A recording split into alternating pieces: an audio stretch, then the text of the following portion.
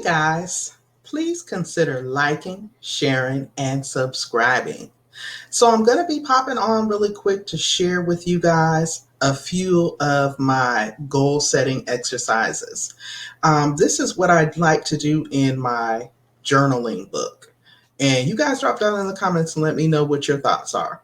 So when I go to setting out my weekly goals, each time that I have a negative thought, I try to recognize it and replace it with a positive thought.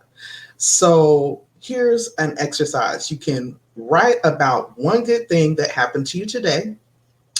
And then you can also write about one skill that you're grateful for and why. And then also write about whether or not you did something nice for someone today.